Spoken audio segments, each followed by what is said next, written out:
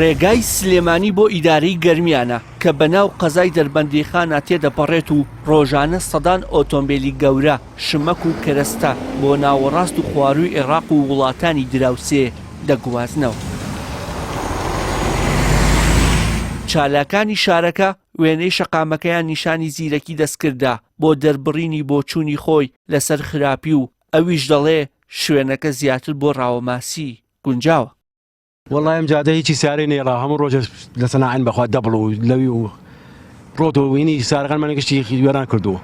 ئەرە بەخۆ نازانم چارەسەری چییە داوا لە حکومەت دیارێمەکەی بە زووتنی کات چارەسەری ئەم کێشەیەمان بۆکەوە. جادەوبان کوا براگەم هەمووی قادرمەیە نەک جادەوبان ئەگەر وەک باسیەوە هەمووی چاڵەوە هەمووی خولاپی تێخەماسی ئەگری لە چاڵەکانە سیارە پێشیتیان نامێنەوە دەممانگی جارێ بێ پێشداگری بەخۆ.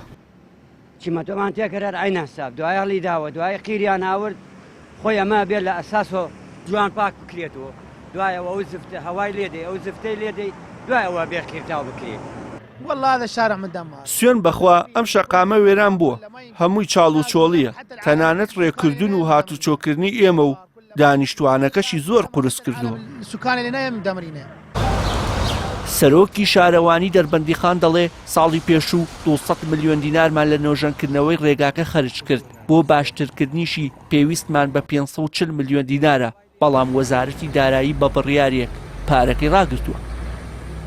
ئێمە خۆی پرۆژێکیشمان هەیە هەر تایبەتە بەو دووسایدە ئەویش بە گوژمەی 540 ملیۆنە بەڵام لە مانگی 12 لایەن وەزارەتی داراییەوە تەمیلی سەرجەم پرۆژەکان ڕاگیراوە ئێمە چاوەڕێکردنەوەی تەمیلی پرۆژین تاوەکو توانین کاری تێدا بکەین تایبەتە بەو دووسایدە ئیتر خۆی ئەو دووسایدە بە گوژمەیەکی زۆر لەوە زیاتریش ئەتوانی بۆ نە کۆنتترۆڵێکی چکە پێشتر هەر لە ئەساسە یەکەم شت تەمەنی زۆرە ئەو دووسایدە دومیشان لە ڕووی چاکسازیەوە بودجێکی زۆریوێت ئەم 540 ملیۆنە ئەتوانین بڵێن کۆمەڵێ زۆر لە گیر و گرفتەکانی چارەسەرەکە بەڵام بە ڕێژەی 100% نەخێت.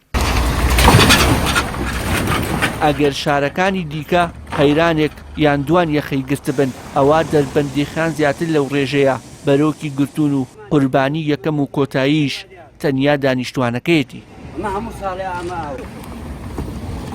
وشیار محەممەد کەناڵی ئاسمانی پەیام دەربەندیخان.